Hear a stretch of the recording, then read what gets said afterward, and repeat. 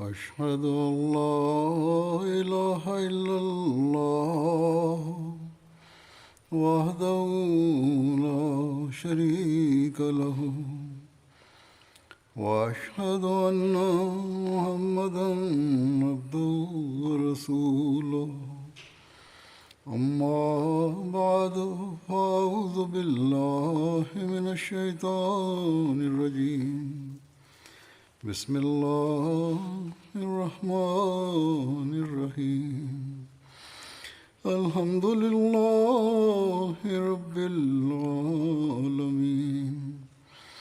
الرحمن الرحيم مالك يوم الدين إياك نعبد وإياك نستعين اهدنا الصراط المستقيم صراط الذين أنعمت عليهم غير المغضوب عليهم ولا الضالين. همانطور که در خطبه جمعه گذشته اشاره کرده بودم، جزئیاتی را که از گزارش اصحاب مختلف جا مانده است بیان می کنم. بدین ترتیب امروز با ذکر حوادث مربوط به حضرت عبدالله بن جهش رضی الله عنه آغاز می کنم. او از قبیله بنی اسد بود.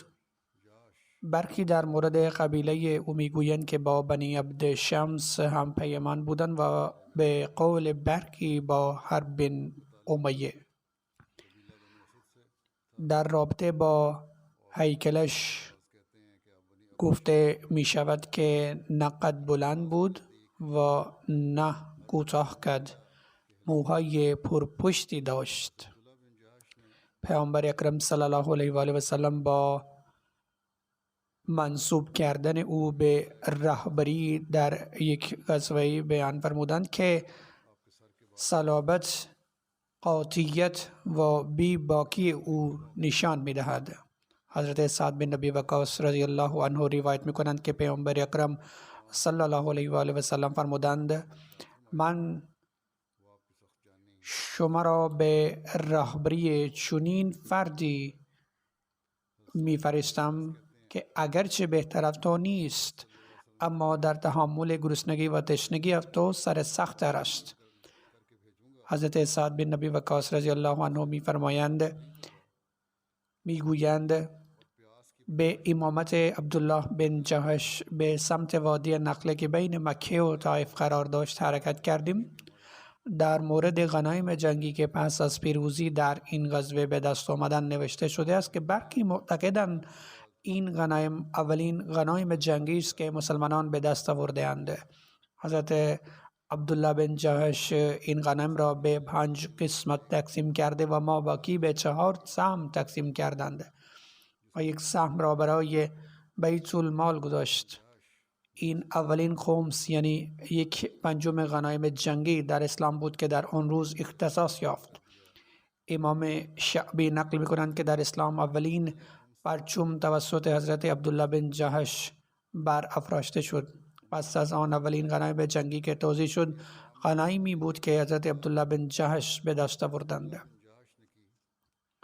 حضرت میرزا بشیر احمد در سیره خاتم النبیین در مورد حضرت عبدالله بن جهش می‌فرمایند یکی از رؤسای مکه به نام کرز بن جابر فهیری با حیله‌گری همراه با گروهی از قریش ناگهان به مرتعه مدینه که در فاصله 3 مایلی شهر قرار داشت حمله کردند و با شترها و غیره متعلق به مسلمانان فرار کردند. حمله ناگهانی کرز بن جابر مسلمانان را به شدت ترسانده بود و از آنجایی که سران مکه تهدید می‌کردند که به مدینه حمله خواهند کرد و مسلمانان را به کلی نابود خواهند کرد، مسلمانان به شدت ترسیدند. حضرت پیامبر اکرم صلی الله علیه و آله و سلم با مشاهده این تهدیدها تصمیم گرفتند که حرکات قریش را از فاصله نزدیکتری مورد بررسی قرار بدهند تا تمام اطلاعات لازم در مورد آنها به موقع در دسترس باشند و مدینه از هر گونه حوادث و حملات ناگهانی در امان بماند. حضور ایده الله تعالی اینجا می فرمایند حضرت میرزا بشیر احمد رضی الله عنه در مورد غزوه‌ای که قبلا ذکر شده است اینجا اشاره می کنند. می فرمایند از این رو پیامبر اکرم صلی الله علیه و آله و سلم گروه 8 نفر از مهاجران را تشکیل دادن. پیامبر اکرم صلی الله علیه و سلم به حکمت چنین مردانی را که از طوایف مختلف قریش بودند برای این گروه انتخاب فرمودند تا با توجه به توطئه‌های پنهان قریش اطلاعاتی آسان‌تر به دست بیاورند. پیامبر اکرم پسر عموی خود عبدالله بن جهش را به فرمانده این حزب منصوب کردن برای این که مأموریت اصلی این حزب حتی از توطئه‌های مسلمانان مخفی بماند. پیامبر اکرم به دستور این سریه حتی به فرمانده این حزب اطلاع نداد که به کجا و برای چه فرستاده می شود، بلکه پیامبر اکرم پس از خروج نامه مهر و مم شده به او دادن و فرمودند این نامه حاوی دستورات لازم برای شماست. اگرچه قبلا بخشی از این روایت ذکر شده است، اما به روایتی که حضرت میرزا بشیر احمد ارائه کردن اشاره نشده است. با این حال می نویسند پیامبر اکرم صلی الله علیه و آله و سلم وقتی مسافت 2 روزه را از مدینه طی کردی نامه را باز کن و به دستورات مقرر عمل کن. به این ترتیب عبدالله و یارانش به فرمان مالک خود یعنی پیامبر اکرم صلی الله علیه و سلم حرکت کردند. هنگامی که 2 روز از مدینه فاصله گرفتند عبدالله رضی الله عنه دستورات پیامبر اکرم صلی الله علیه و سلم را باز کرد که چنین نوشته بود به وادی نقله بین مکه و طایف بروید و از قریش اطلاعات کسب کنید و با اخبار آن برگردید. همچنین از آنجایی که مأموریت اطلاعاتی در نزدیکی مکه مکرمه کاری بسیار ظریف بود. در ذیل این نامه پیامبر اکرم نوشته بودند که پس از مشخص شدن هدف این مأموریت اگر کسی از یارانش در همراهی با این طرف و تمایل به بازگشت مردد باشد آنگاه اجازه بهش بدهید تا برگردد. عبدالله این راهنمود را برای یارانش خواند که به اتفاق آرا تایید کردند که ما با خوشحالی برای خدمت آماده ایم. سپس این جماعت به سمت نخل پیش رفت. سعد بن نبی وقاص، عتبه بن غزوان شترهای خود را در مسیر گم کردند و از اصحاب خود جدا شدند. علی رغم تلاش‌های فراوان نتوانستند همراهان خود را جابجا پیدا کنند. حزب اکنون تنها با 6 نفر مانده بود. به همین مناسبت جناب مارگولیس نوشته است که سعد بن ابی وقاص و عتبه عمدن شتران خود را رها کردند و این را بهانه‌ای برای عقب ماندن قرار دادند. تک تک حوادث زندگی این فدایان اسلام که آماده جانفشانی بودند گواهی بر شجاعت و رشادت و فداکاری آنهاست. یکی از آنها در غزوه بئر معونه به دست کافران شهید شد و دیگری آشکارا در جنگ‌های خطرناک بسیار شرکت کرد و سرانجام فاتح عراق شد. بنابراین تردید در صداقت چنین افرادی به ویژه هنگامی که این شک مبتنی بر تصورات خود ساخته‌ای باشد تنها کاری آقای مارگولیس است. طعن آمیز است که آقای مارگولیس در کتاب خود ادعا می‌کند که این کتاب را کاملا فارغ از تعصب نوشته است. در هر صورت این یک موضوع این جمله فرعی است. این جماعت کوچک به نقل رسید و به کارشان مشغول شد. ادعای به فکر پنهان کردن مأموریت طبقه بندی شده خود سر خود را تراشیدند تا مسافران و غیره و به هیچ وجه نگران نشوند و آنان را از جمله افرادی بدانند که به قصد عمره آمده اند. اما تازه به آنجا رسیده بودند که ناگهان کاروان کوچکی از قریش نیز رسید که از طایف به مکه در حرکت بود و هر دو طرف با هم برخورد کردند.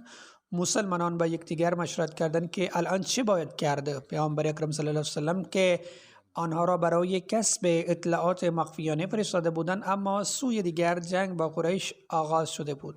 هر دو مخالف در برابر یکدیگر قرار داشتند و طبیعتا این خطر وجود داشت که اکنون چون افراد کاروان قریش مسلمانان را مشاهده کرده‌اند، مأموریت اطلاعاتی مخفی آنها دیگر مخفی نیست. مشکل دیگر این بود که برخی از مسلمانان فکر می‌کردند که شاید آخرین روز ماه رجب است، یعنی ماه مقدس است که در آن جنگ طبق رسوم باستانی عرب ممنوع است. برخی دیگر گمان کردند که رجب گذشته و ماه شعبان آغاز شده است. در برخی از روایات وارد شده است که از این سریه در جمادی الاخر فرستاده شده است و در این که این روز جمادی است یا رجب شک بوده است. اما از سوی دیگر دره نخله درست در حاشیه حرم قرار داشت و بدیهی بود که اگر در آن روز تصمیمی گرفته نمیشد، کاروان فردای آن روز وارد حرم میشد که حرمت آن روز بعد بود قطعی بوده. از این رو با در نظر گرفتن همه این عوامل در نهایت تصمیم گرفته شد که به کاروان حمله شود و افراد کاروان یا اسیر شوند یا کشته شوند. پس به نام خدا حمله کردند و در نتیجه یک نفر به نام عمرو بن حضرمی کشته شد و 2 نفر در اسارت در آمدند. اما متاسفانه نفر چهارم متواری شد و مسلمانان نتوانستند او را دستگیر بکنند. پس از آن مسلمانان کالاهای کاروان را تصرف کردند. از آنجا که یک نفر از قریش فرار کرده بود و به ناچار خبر این درگیری به سرعت به مکه می رسید، عبدالله بن جهش و یارانش با غنایم به سرعت به مکه بازگشتند. به همین مناسبت جناب مارگولیس می نویسد که محمد عمدن این گروه را در ماه حرام فرستاد، زیرا در این ماه طبیعتا قریش غافل می شدند و مسلمانان فرصت آسان و قطعی برای یورش به کاروان خود می یافتند. با این حال هر فرد عاقلی می تواند بفهمد که نمی توانست گروه کوچکی از این نوع را برای غارت کاروان به این منطقه دوردست فرستاده شود، مخصوصا زبانی که مقر دشمن بسیار نزدیک بود. علاوه بر این، تاریخ به طور قاطع ثابت می کند که این حزب صرفاً برای به دست آوردن اطلاعات اعزام شده است. همچنین وقتی پیامبر اکرم صلی الله علیه و آله متوجه شدند که اصحاب به قافله حمله کردند، بسیار ناراحت شدند. از این رو نقل شده است که هنگامی که به محضر پیامبر اکرم صلی الله علیه و سلم این جماعت حاضر شدند و تمام ماجرا را به ایشان اطلاع دادند، پیامبر اکرم بسیار ناراحت شدند و فرمودند که من به شما اجازه جنگ در ماه حرام را نداده بودم. سپس نوشته شده است که پیامبر اکرم از قبول غنایم امتناع فرمودند. از این رو عبدالله و یارانش دچار ندامت و شرم شدید شدند. سپس نوشته شده است که آنها پنداشتند که بر اثر نارضایتی خدا و رسولش هلاک شده‌اند. حتی سایر صحابه نیز آنها را سرزنش کردند و گفتند آنچه را به شما دستور داده شده نبود انجام دادید و در ماه حرام جنگیدید، در هرچند در این لشکرکشی اصلا به شما دستور جنگ داده نشده است. از سوی دیگر قریش نیز نعره بلند کردند که مسلمانان حرمت ماه حرام را زیر پا گذاشته‌اند. از آنجا که مقتول عمرو بن حضرمی از سرداران و هم پیمان عتبه بن ربیعه از سران مکه بود، این واقع آتش خشم قریش را به شدت برانگیخت. آنها با شور و شوق بیشتری برای حمله به مدینه آمدند. از این رو جنگ بدر در درجه اول نتیجه همین آمادگی و دشمن شدید بود. از این رو در میان مسلمانان و کافران زمزمه هایی به راه افتاد و سرانجام این آیه نازل شد که موجب تسکینی مسلمانان شد.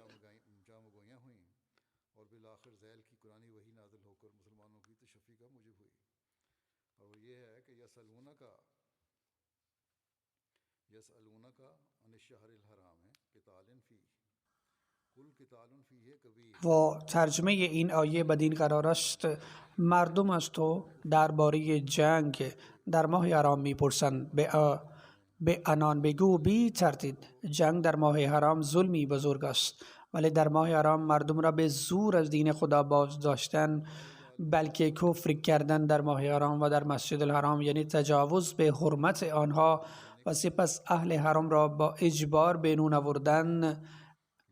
ای مشرکان، مرتکب این گناه شده اید.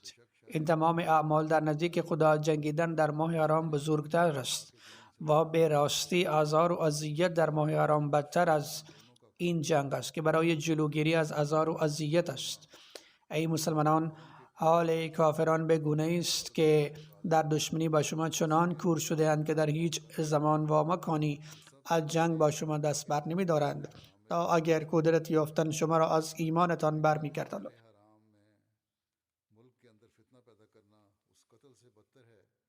بنابراین تاریخ ثابت می کند که سران قریش حتی در ماه‌های حرام نیز تبلیغات خونین خود را انجام می دادند. در واقع در این ماه‌ها از مجالس و سفرهایی که در ماه‌های حرام برگزار می شد بیشتر در برنامه‌های شیطانی خود فعال شدند. علاوه بر این با بی‌شرمی فراوان برای این که خود را با رضایتی کاذب خوشنود سازند ترتیب ماه‌های حرام را که به نسی معروف بود دوباره تنظیم می کردند. سپس از تمام مرزها گذاشتند. هنگامی که در دوران عهدنامه حدیبیه علی رغم عهد و پیمانی استوار کافران مکه و یارانش بر ضد قبیله‌ای از مسلمانان در آن منطقه شمشیر زدند از حرام و سپس هنگامی که مسلمانان به حمایت از این قبیله رستگار شدند در همان منطقه حرم نیز به آنها جنگیدند. از این رو طبیعی بود که مسلمانان در این پاسخ آرامش پیدا کنند، اما قریش نیز به سطحی رسیدند.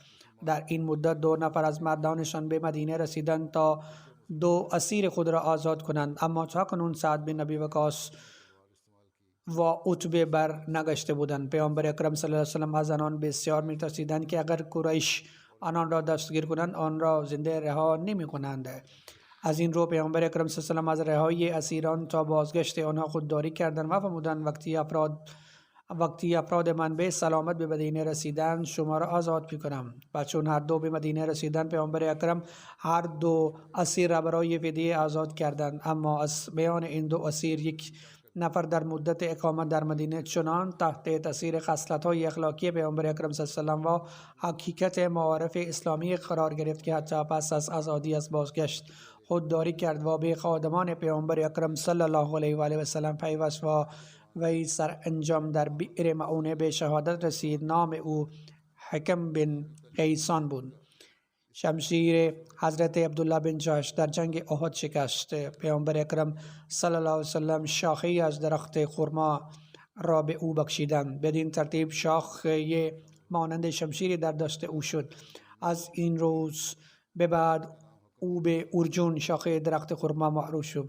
ابو نعیم میگویند حضرت عبدالله بن جحش کسی بود که همیشه به پروردگارش قسم می‌خورد و محبت خدا را در دل داشت و اولین کسی بود که پرچم اسلام را برافراشت. از امام شافعی روایت شده است که 2 مرد، یکی از قبیله بنی عامر و دیگری از قبیله بنی اسد، در حال فقر فروشی و نزد من آمدند. مرد بنی عامر دست بنی اسد را گرفته بود. مرد بنی اسد خواستار آزاد شدن دستش شد. مرد بنی عامر گفت به خدا سوگند وی را رها کنید.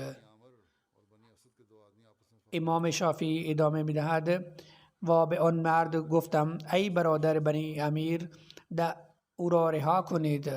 به مرد بنی اسد گفتم تو 6 خصلت دارید که در هیچ مرد عرب نیست و اینها عبارتند. پیامبر اکرم صلی الله علیه و آله خواستند با زنی از قبیله تو ازدواج کنند، پس خداوند این امر اعمال کرد. این کار انجام دادن و نماینده هر 2 حضرت جبرائیل علیه السلام بود. نام آن زن حضرت زینب بنت جحش بود. این مایه افتخار قبیله شماست.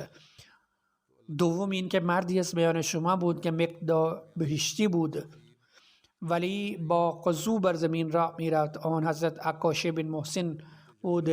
این مایه افتخار قبیله شماست. سوم این که اولین پرچم اسلام به یکی از شما حضرت عبدالله بن جحش عطا شد و این مایه مباحات قبیله شماست. چهارم این که اولین غنایم اسلام که در اسلام توزیع شد توسط حضرت عبدالله بن جحش توزیع شد و این مایه مباحات قبیله شماست. پنجم این که اولین کسی که در زمان بیعت رضوان بیعت کرد از قبیله شما بود. خدا خود را به پیامبر اکرم رساند و گفت یا رسول الله دستتان را دراز کنید تا با شما بعید کنم. پیامبر اکرم صلی الله علیه و آله پرسیدند بچه بر چه اساسی با من بعید میکنی؟ پاسخ داد چیزی که در دلتان است. پرسیدند در دلم چیست؟ مرد پاسخ داد یا پیروزی یا شهادت. به این ترتیب پیامبر اکرم از ابو سنان بیعت گرفتن و پس از آن مردم می آمدن و اعلام می کردن که ما به بیعت حضرت ابو سنان بیعت می کنیم و این مایه افتخار قبیله شماست. ششمین که در روز جنگ بدر 7 نفر از مهاجران از قبیله شما بودند و این مایه مباحات عام شماست. سپس نقل شده است که وقتی حضرت عبدالله بن جحش در جنگ احد به شهادت رسیدند، همسر آن حضرت زینب بنت خزیمه بود. پیامبر اکرم صلی الله علیه و سلم پس از شهادت با حضرت زینب بنت خزیمه ازدواج کردند. او 8 ماه با پیامبر اکرم صلی الله علیه و سلم زندگی کرد و در روایت دیگری تنها 2 یا 3 ماه با پیامبر اکرم صلی الله علیه و سلم زندگی کرد. در اواخر ماه ربیع الاخر از دنیا رفت. پیامبر اکرم نماز میت او را اقامه کردند و در جنت بقیع به خاک سپرده شد، همانطور که قبلا گفتم ما بقیع قبلا ذکر شده است. در ادامه در مورد حضرت صالح شکران صحبت گام کرد. به گفته برخی حضرت شکران و حضرت ایمن به عنوان بخشی از ارث از پدر به پیامبر اکرم صلی الله علیه و سلم رسیدند. آنها برده بودند و در پی جنگ بدر پیامبر اکرم صلی الله علیه و آله و سلم به آنها آزادی دادند. حضرت صالح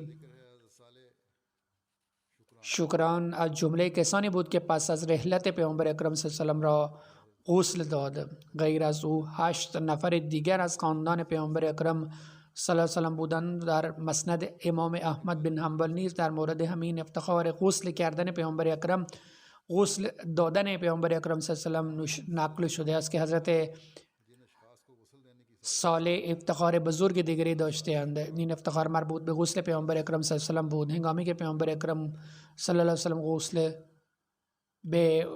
غسل می‌دادند، حضرت صالح شکران و حضرت اسامه بن زید بر آن حضرت آب می‌ریختند. روایت شده است که حضرت ابن عباس که وقتی مردم برای غسل دادن پیامبر اکرم صلی الله علیه و سلم جمع می‌شدند، فقط اعضای خانواده پیامبر در خانه آن حضرت حضور داشتند. عموی پیامبر اکرم حضرت عباس، حضرت علی، حضرت فضل بن عباس و حضرت قسم بن عباس و حضرت اسامه بن زید و حضرت صالح شکران غلام آزاد شده پیامبر.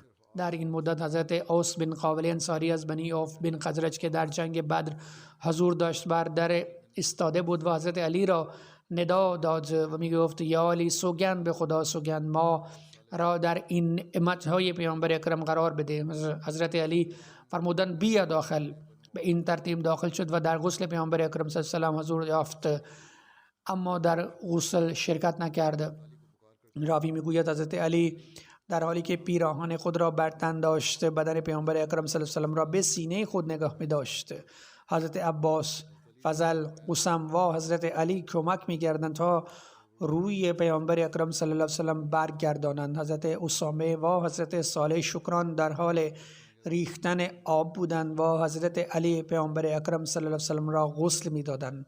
علامه بلاذری می گویند حضرت عمر پسر حضرت شکران عبدالرحمن بن شکران را نزد حضرت ابو موسی اشری فرستاد و در باره او نوشت عبدالرحمن بن صالح شکران را میفرستم، شکران به شما میفرستم. او مردی وارسته و غلام آزاد شده پیامبر اکرم صلی الله علیه و سلم است. با او خوب رفتار کن و مراقب احترامی که پیامبر اکرم برای پدرش قائل بود باش. علامه باوی در روایتی میگویند که حضرت شکران در مدینه سکونت داشتند، اما در بصره نیز خانه‌ای داشت و در زمان حضرت خلافت حضرت عمر رضی الله عنه از دنیا رفت. آخرین نفر از نسب او در زمان عهد دوره هارون الرشید در مدینه از دنیا رفت.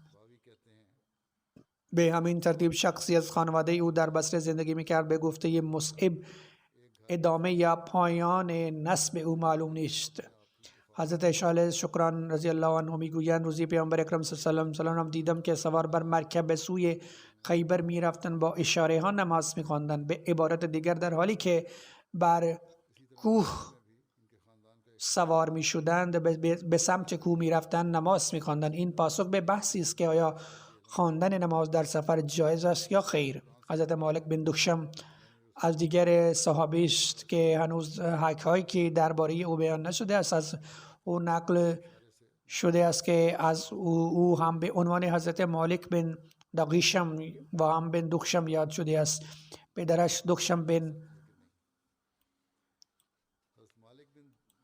بن مردخه نام داشت و او را دخشم بن مالک بن دخشم بن مردخه نیز می نامیدند.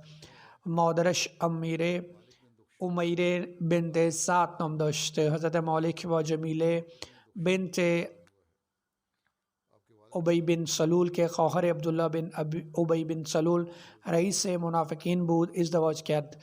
پس از دستگیری سهیل بن عمرو حضرت مالک رضی الله عنه این دو بیتی را فرمودند که ترجمه این دو بیتی بدین قرار است، یعنی سهیل را زندانی کردم و نمیخواهم کسی را در اعضای او زندانی کنم. مردم بنی قندف می دانند که سهیل به تنهایی جوان سرسخت قبیله شان است. مخصوصا زمانی که با ظلم و ستم روبرو شد، به پرچمدار حمله کردم و او را به زمین زدم و با سهیل بن عمرو که لبش بریده بود جنگیدم. در اسد الغابه در مورد اسیران جنگ بدر روایتی اومده است. ابو صالح از حضرت ابن عباس روایت میکنند که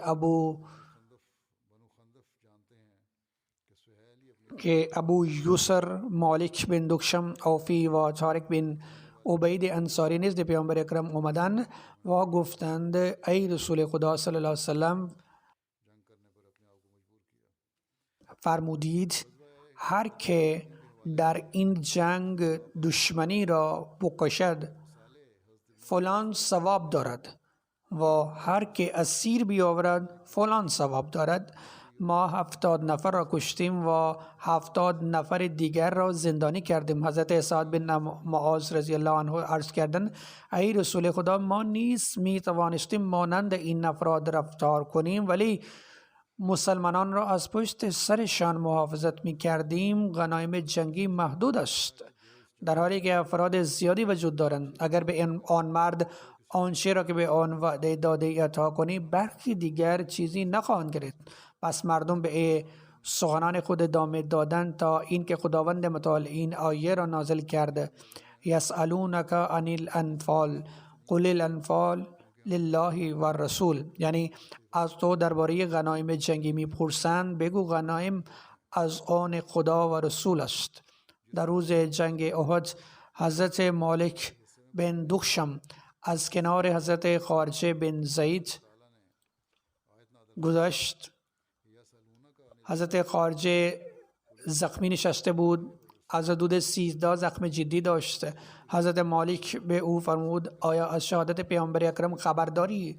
حضرت خارجه فرمود اگر پیامبر اکرم صلی الله علیه و سلم شهادت رسیده باشند خداوند زنده است و هرگز نمی میرد. محمد صلی الله علیه و سلم پیام خدای خود را رساندند، بنابراین شما نیز باید برای ایمان خود بجنگید چون خداوند زنده است و هرگز نمی میرد.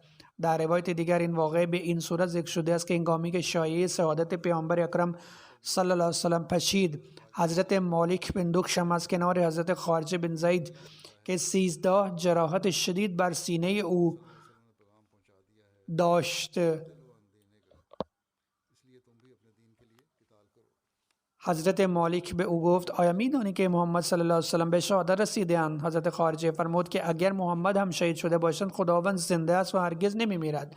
یقینا او پیام اسلام را ابلاغ کردند، پس برای ایمانت بجنگ. راوی میگوید که در پی این امر حضرت مالک از کنار حضرت سعد بن ربیع گذشت که 12 جراحت شدید دیده بود. حضرت مالک خطاب به حضرت سعد فرمود آیا می‌دانید که حضرت محمد به شهادت رسیدند؟ حضرت سعد فرمود شهادت میدم که محمد رسالت پروردگارش را ابلاغ کرده است، پس برای ایمان خود بجنگید، زیرا خداوند زنده است و هرگز نخواهد مرد. در روایتی آمده است که افراد زیادی نزد پیامبر اکرم صلی الله علیه و آله و سلم آمدند و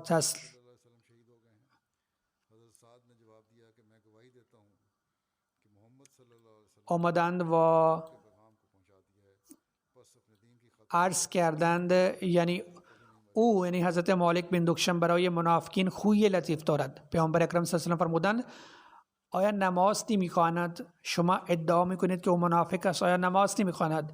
مردم گفتند بله یا رسول الله نماز می‌خواند ولی نمازش خالی از خیر است. بر این اساس پیامبر اکرم صلی الله علیه و سلم دوبار فرمودند من از کشتن نمازگزاران نهی شده‌ام. این یک درس جاودانه برای مسلمانان امروز است. در روایتی آمده است که پیامبر اکرم حضرت مالک بن دکشم را در کنار حضرت عاصم بن عدی برادر حضرت معین بن عدی مأمور کردند تا مسجد زرار را ویران کنند. نقل شده است که حضرت مالک فرزندی نداشت. در ادامه به اختصار درباره حضرت عکاشه بن محسن صحبت می کنم. نام او عکاشه بود، نسب او محسن بن هلسن بود و او را ابو محسن نیز می گفتند. وی در سال 12 هجری در زمان خلافت حضرت ابوبکر به شهادت رسید. امام شعبی عکاشه را چنین ستوده است مردی را بهشت مقدر کرده بود اما با خضوع در زمین راه می رفت.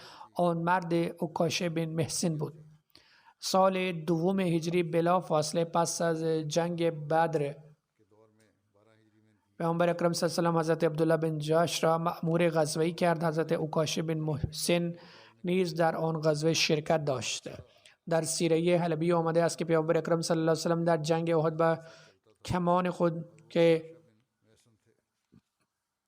قطوم نامیده میشد پیاپی تیر میزدند، زیرا وقتی تیری از آن پرتاب میشد صدایی در نمی آمد. سرانجام به دلیل شلیک مداوم تیرها قسمتی از کمان شکست. در روایت دیگر آمده است که طرف کمان که ریسمان بسته می شود شکسته است، اساساً به دلیل که شلیک پی در پی تیرها شکست و پیغمبر اکرم صلی الله علیه و سلم با یک مشت کمان باقی مانده.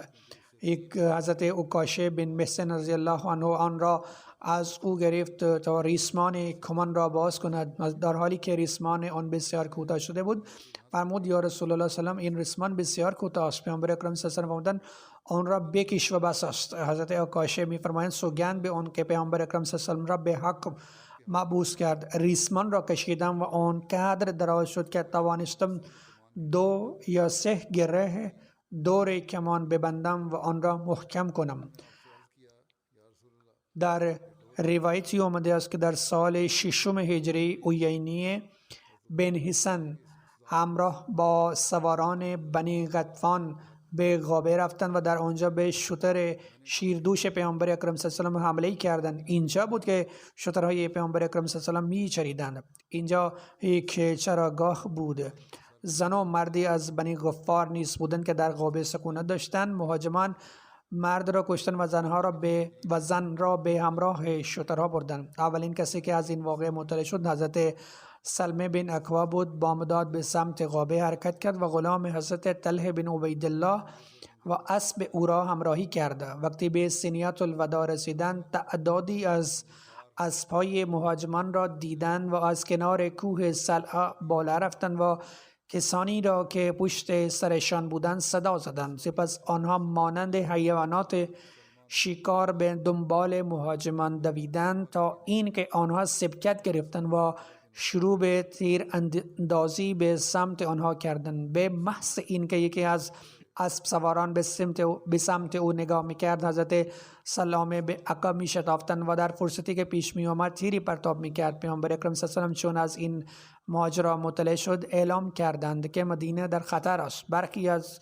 اسب سواران از جمله حضرت عکاشه بن محسن و دیگر اصحاب توسط پیامبر اکرم صلی الله علیه و آله و سلم شروع به اونجا رسیدن و شروع به حرکت کردن و اونجا رسیدن. در این حادثه عکاشه بن محسن بر و پسرش عمرو بن ابر که هر دو سوار بر یک شتر بودند سبقت گرفت. حضرت عکاشه هر دو را با یک ضربه نیزه زد و هر دو را کشت و سپس تعدادی از شتران ربوده شده را بیرون آورد. ذکر بعدی از حضرت خارجه بن زید است. لقب او ابو زید بود. نقل شده است که حضرت معاذ بن جبل، حضرت سعد بن معاذ و حضرت خارجه بن زید از برخی از علمای یهود درباره مواردی که در تورات آمده سوال کردند، اما علما از آن خودداری کردند. پاسخ داد و حقیقت را کتمان کردند. بر این اساس خداوند متعال این آیه را نازل کرد: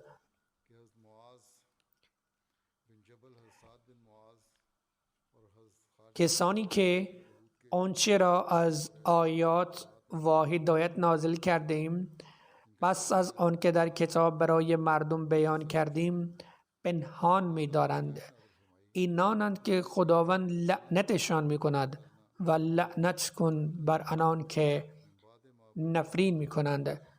ذکر بعدی از حضرت زیاد بن لبید است. لقب او عبدالله بود. او از شاخی از قبیله انصاری خزرج به نام بنی بیاض بن عامر بود. فرزندان او در مدینه و بغداد اقامت داشتند. حضرت ضحاک بن نعمان نقل شده است که مسروق بن وائل از دره عقیق نزد پیامبر اکرم صلی الله علیه و سلم در مدینه آمد. در عربستان دره ها و مکانهای مختلفی به نام عقیق وجود دارند. معروف ترین آن دره عقیق است که در غرب مدینه قرار دارد. در زمان پیامبر اکرم صلی الله علیه و آله و سلم راه مدینه به مکه از عقیق می گذشت و تا ذوالحلیفه می رفت. این همان مسیری است که امروزه هم استفاده می شود. نوشته شده است که مسروق بن وائل اسلام را پذیرفت و بر اسلام ثابت قدم بود. گفت: ای رسول خدا، از تو میخواهم کسی را نزد قوم من بفرستی که آنها را به اسلام دعوت کند. از این رو پیامبر اکرم صلی الله علیه و سلم صحابی انصار زیاد بن لبید را نزد آنان فرستادند. حضرت زیاد در سال 41 هجری قمری در همان آغاز حکومت معاویه از دنیا رفت. طبرانی میگوید که حضرت زیاد در کوفه زندگی میکرد و مسلم و ابو حبان میگویند که او در شام زندگی میکرد. ابن حبان میگوید که از علما و صحابه بود. حضرت زیاد بن لبید میگوید پیامبر اکرم صلی الله علیه و سلم مطلبی را بیان فرمودند زمانی که علم از بین برود این اتفاق میافتد. عرض کردم یا رسول الله صلی الله علیه و سلم چگونه علم سلب می شود در حالی که ما علم را از بین میبریم، قرآن را بخوانیم و به فرزندان خود میآموزیم و فرزندان ما تا روز قیامت آن را میخوانند. وقتی قرآن باقی میماند چگونه این ممکن است که علم باقی نماند؟ پیامبر اکرم صلی الله علیه و سلم فرمودند: ای زیاد، خدا بر تو باد، من تو را از باهوشترین مردم مدینه میپنداشتم. آیا یهودیان و مسیحیان تورات و انجیل را نمیخوانند؟ هیچ یک از آنها به آموزه های خود عمل نمی کنند. وقتی مسلمانان قرآن را بخوانند ولی به آن عمل نکنند علم از بین می رود. این دقیقاً همان چیزی است که امروز شاهد آن هستیم.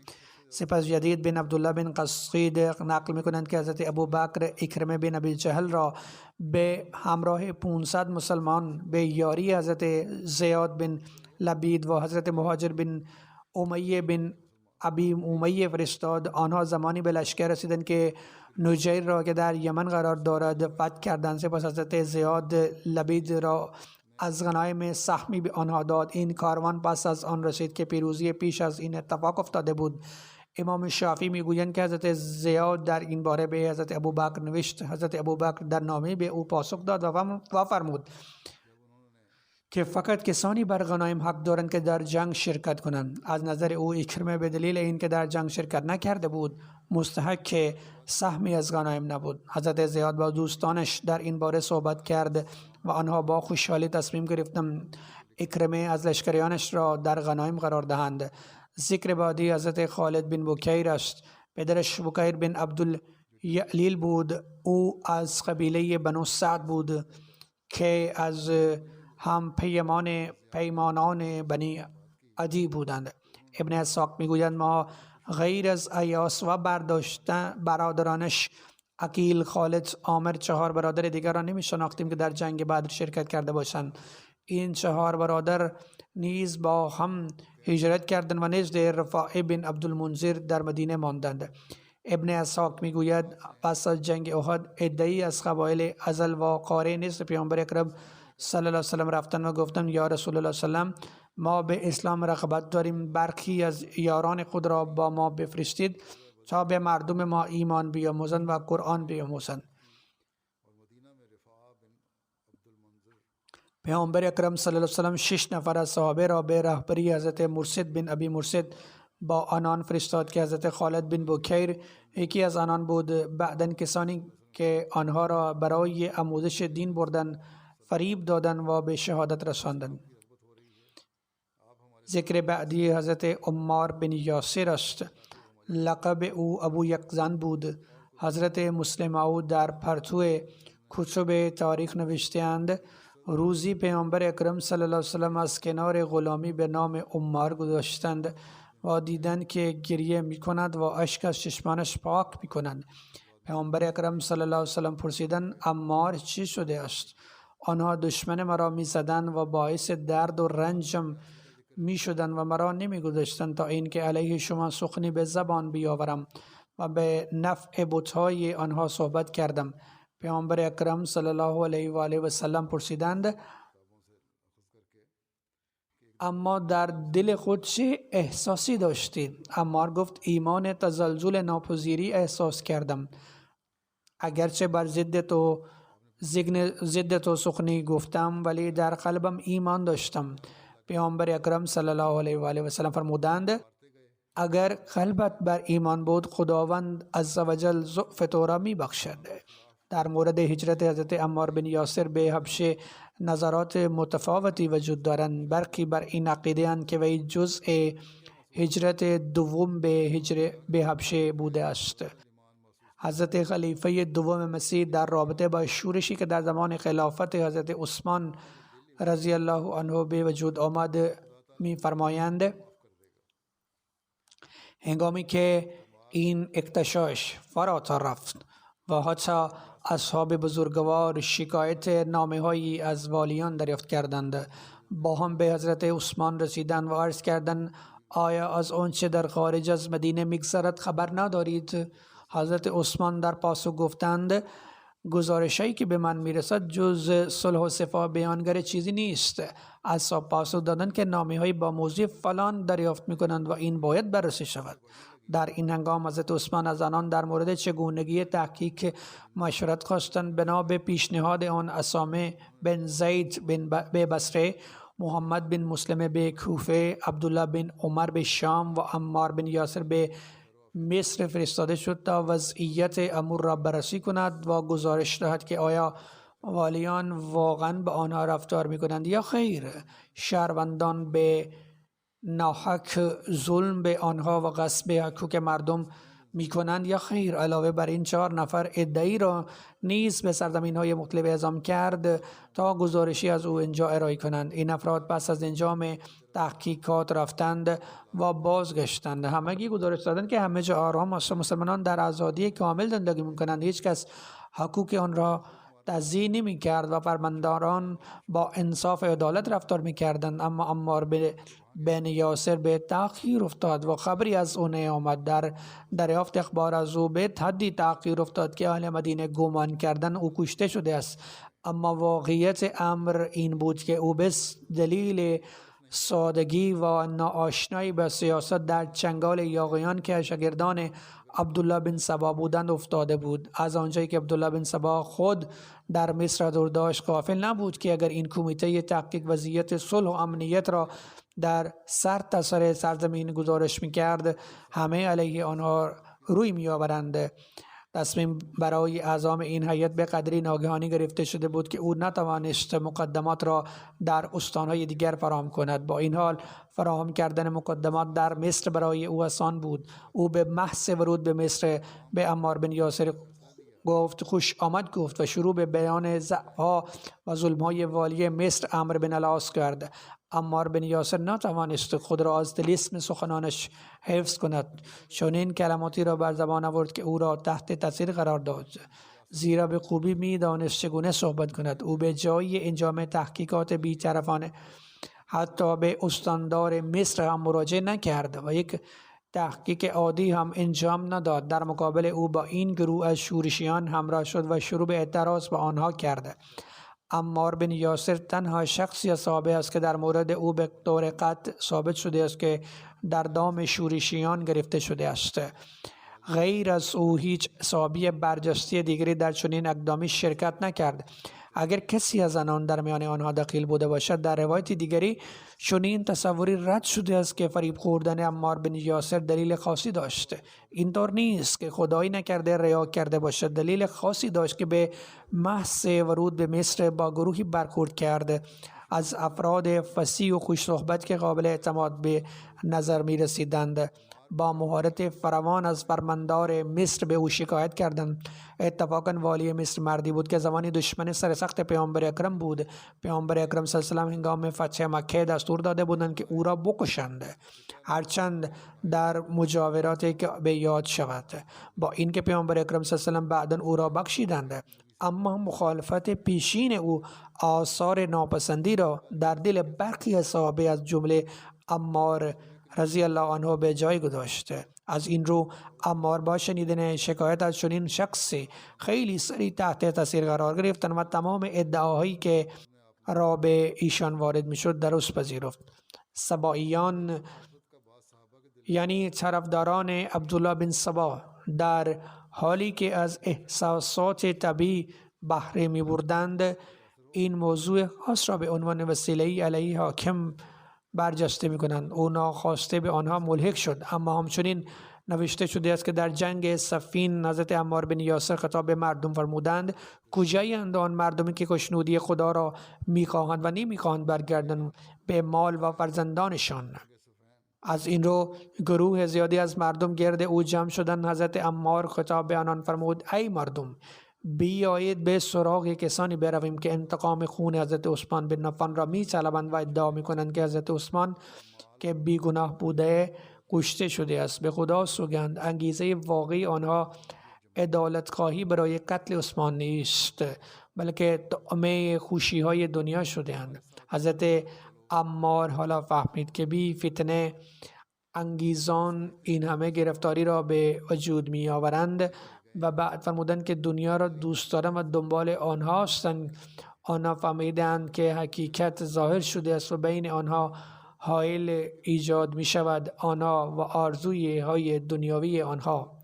آن مدعی بودند که در اسلام فردی بر دیگری برتری ندارد که به واسطه آن شایسته امارت و اطاعت باشند.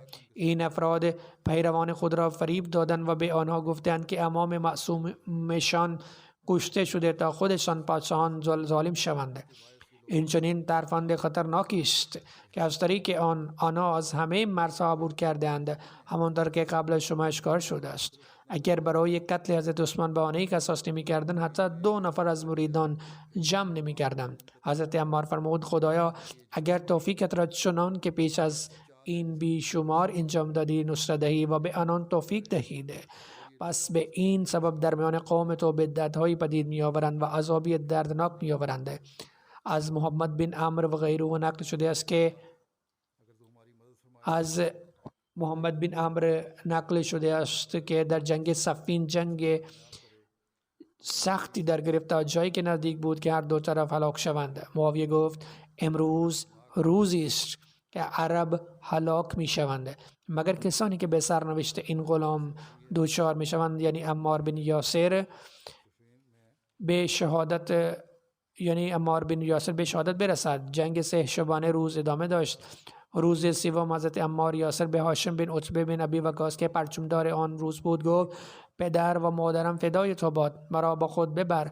هاشم پاسخ داد ای عمار، رحمت خدا باشد، تو چنان فردی است که در جنگ پس شمرده می شود. من پرچم را می گیرم با این امید که به هدفم برسم. اگر ضعفی از خود بروز دهم در آن صورت نیز از مرگ در امان نخواهم بود. او در کنار او ماند تا اینکه از قله های خود بالا رفتند. او را در کنار خود سوار کرد. سپس حضرت عمار در میان گردان خود ایستاد. ذوالقلعه در کنار لشکر خود رو به روی آنان ایستاد. هر دو با یکدیگر جنگیدند و هر دو ارتش نابود شدند. حضرت عمار مورد حمله های حوی سکی و ابو غادیه موزنی قرار گرفت و هر دو او را به شهادت رساندند. ابو غادیه وقتی از او پرسیدند که چگونه او را کشت، گفت وقتی با گردانش به ما نزدیک شد و ما به آنها نزدیک شدیم، نعره زد که آیا کسی هست که برای جنگ بیاید؟ سکاسک نام قبیله است در نزدیکی یمن که یک نفر از آنها جلو آمد. هر دوی آنها شروع به زدن شمشیرهای خود به یکدیگر کردند. عمار سکسکی را کشت و یک بار دیگر صدا زد که چه کسی می‌خواهد با او بجنگد. حمیر نام یکی دیگر قبیله های یمن است که فردی از میان آنها برای جنگ پیش آمد. هر دوی آنها شروع به زدن شمشیرهای خود به یکدیگر کردند. عمار حمیری را کشت اما او را زخمی کرده بود. عمار دوباره سزا داد تا ببیند چه کسی می‌خواهد با او بجنگد. سپس به سوی او آمدم و شمشیرهای خود را بر یکدیگر کشیدیم. دستش از قبل ضعیف شده بود و من با ضربه محکمی به او زدم و باعث افتادن او شدم. بس با شمشیر به او زدم که سر شد، یعنی جانش را از دست داد. سپس راوی میگوید وقتی حضرت عمار به شهادت رسید، حضرت علی فرمودند هر مسلمانی شهادت حضرت عمار بن یاسر را امر عادی بداند و غمگین نباشد حتما گمراه هستند.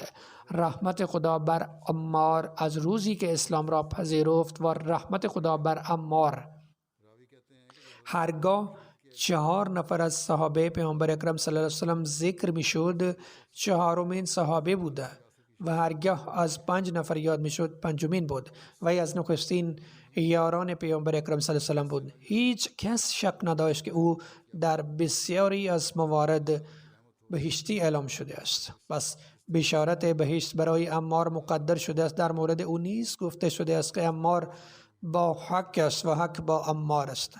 عمار هر جا برود به حق خواهد رفت.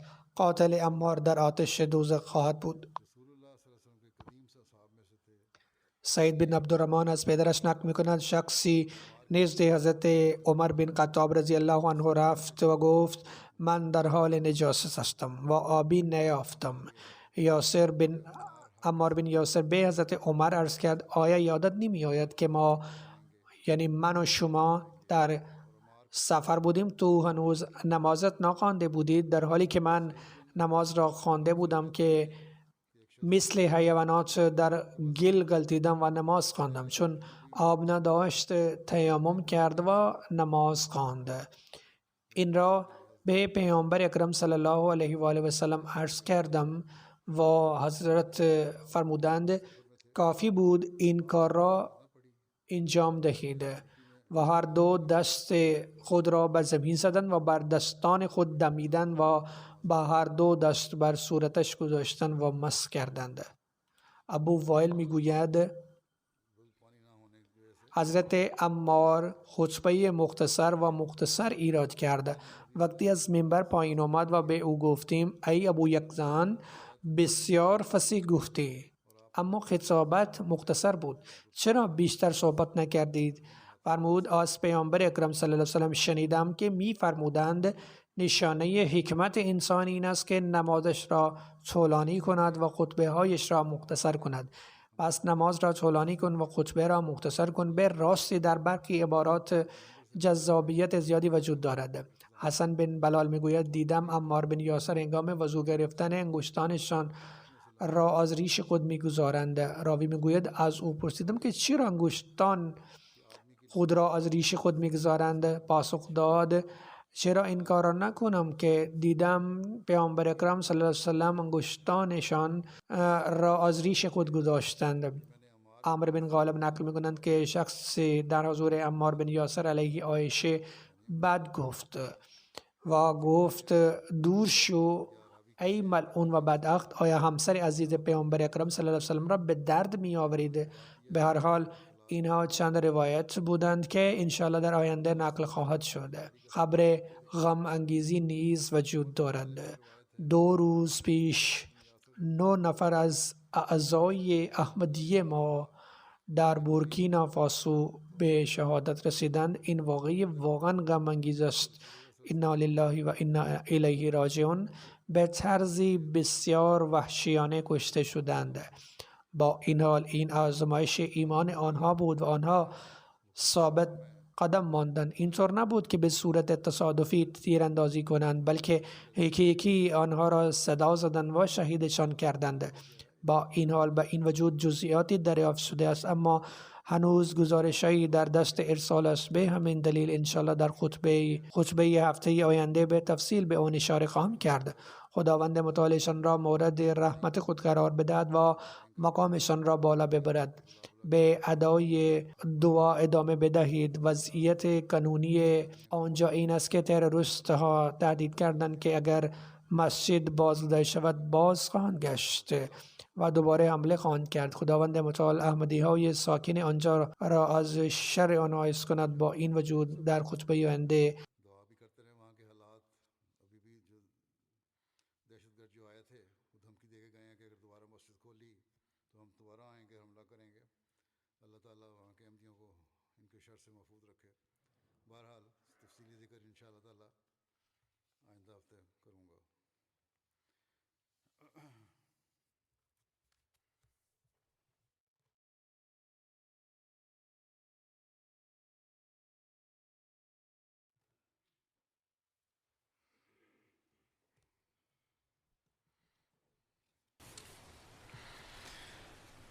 الحمد